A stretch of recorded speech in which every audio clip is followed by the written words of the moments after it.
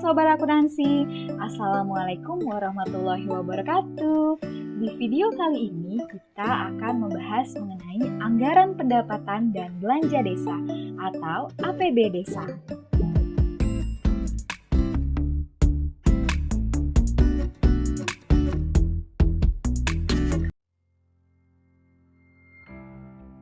Nah, apa sih APB desa itu? APB desa atau anggaran pendapatan dan belanja desa adalah rencana keuangan tahunan pemerintah desa yang dibahas dan ditetapkan oleh kepala desa bersama Badan Permusyawaratan Desa atau BPD melalui peraturan desa. Nah, tahun anggaran APB desa meliputi masa 1 tahun mulai dari tanggal 1 Januari sampai dengan tanggal 31 Desember. Jadi, APB desa adalah rencana keuangan tahunan pemerintah desa.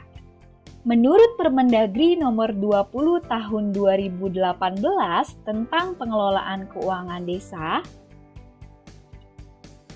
APB desa terdiri menjadi 3, pendapatan desa, belanja desa, dan pembiayaan desa.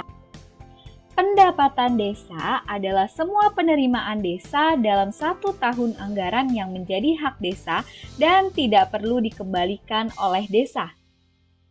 Atau penerima desa di sini adalah uang yang masuk ke rekening kas desa. Nah, pendapatan desa sebagaimana dimaksud diklasifikasikan menurut kelompok, jenis, dan objek pendidikan. Berdasarkan kelompok, pendapatan desa terbagi menjadi 3, yaitu pendapatan asli desa, transfer, dan pendapatan lain.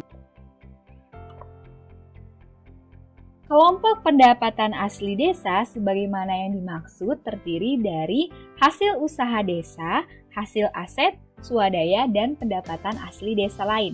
Nah, hasil usaha desa sebagaimana yang dimaksud adalah hasil BUM desa atau badan usaha milik desa. Sedangkan hasil aset terdiri dari tanah kas desa, pasar desa, tambatan perahu, tempat pemandian umum, jalan irigasi, dan hasil aset.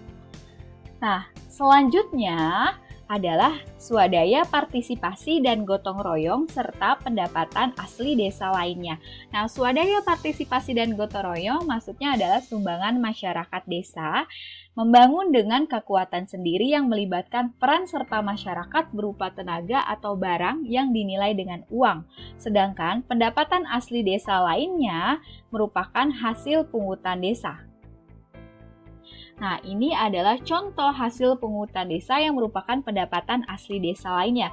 Contohnya adalah pungutan izin mendirikan bangunan, pungutan izin usaha, pungutan jasa traktor, jasa peternakan, home industry, pungutan lain, dan iuran kepemilikan bengkel, iuran pemilik rental, iuran-iuran lainnya.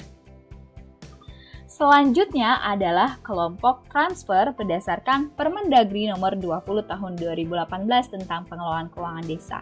Nah, kelompok transfer terdiri dari yang pertama ada dana desa. Yang kedua, bagian dari hasil pajak daerah atau retribusi daerah. Dana desa, retribusi daerah, alokasi dana desa atau ADD. Nah, kalau dana desa berasal dari APBN, maka alokasi dana desa itu berasal dari APBD yang minimal 10% berasal dari DBH atau dana bagi hasil dan dana alokasi umum atau DAU. Selanjutnya ada bantuan keuangan dari anggaran pendapatan belanja daerah APBD provinsi dan bantuan keuangan dari anggaran atau APBD kabupaten atau kota. Jadi ada 5 ya. Yang pertama ada dana desa yang berasal dari APBN, kemudian ada hasil pajak daerah atau retribusi daerah tersebut. Yang ketiga ada ADD atau alokasi dana desa yang berasal dari APBD. Kemudian ada bantuan keuangan yang berasal dari APBD provinsi dan juga APBD kota. Nah, selanjutnya adalah kelompok dari pendapatan lain-lain. Nah, sebagaimana yang sudah dilihat di layar bahwa yang pertama ada penerimaan dari hasil kerja sama desa. Kemudian ada penerimaan dari bantuan perusahaan yang berlokasi di desa, bantuan perusahaan. Yang ketiga ada penerimaan dari hibah dan sumbangan.